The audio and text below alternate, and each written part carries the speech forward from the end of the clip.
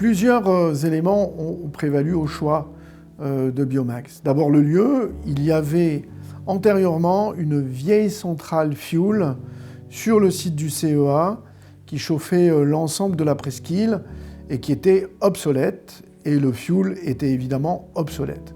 Donc il y avait des recommandations des services de l'État nous disant qu'il va falloir passer à autre chose. Et la question de l'autre chose, ça a été de se dire finalement, nous avons un réseau de chauffage urbain extrêmement développé dans la métropole, le deuxième réseau de chaleur de France, par, je dirais, son étendue, et par aussi sa part d'énergie renouvelable, 70%, qui passe à 80% avec la connexion à Biomax.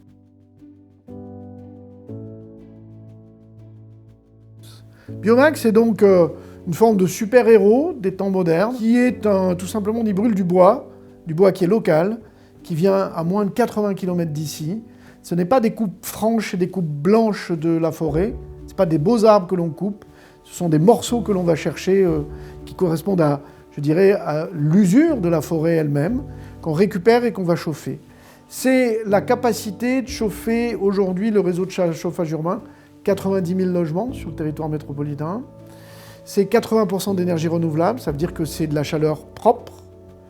On l'a aussi connecté au réseau, aux industries, produisant de la chaleur.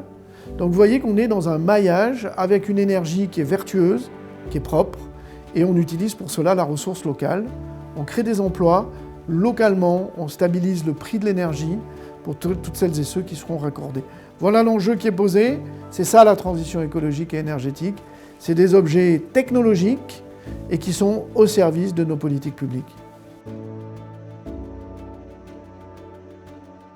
C'est colossal en fait, en termes d'impact. C'est 12 000 tonnes de CO2 qu'on n'émet pas par an, c'est-à-dire finalement l'équivalent de 12 000 allers-retours Paris-New York chaque année. Mais c'est aussi 70% d'émissions d'oxyde d'azote en moins, qui contribuent à nos dépassements de pollution aujourd'hui sur le territoire des métropolitains, donc une grande aide pour sortir des contentieux européens en termes de pollution de l'air, et c'est 30% de particules fines en moins que l'on n'émettra pas, donc en termes de qualité de l'air, pour la respiration de toutes et de tous, évidemment c'est bien.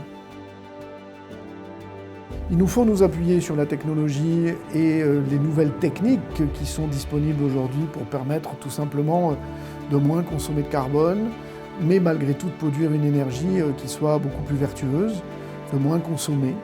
C'est ça l'orientation que nous devons nous donner, c'est évidemment moins consommer, produire plus propre et isoler beaucoup plus les bâtiments dans lesquels nous vivons. C'est ça l'orientation et le grand enjeu de la métropole grenobloise aujourd'hui.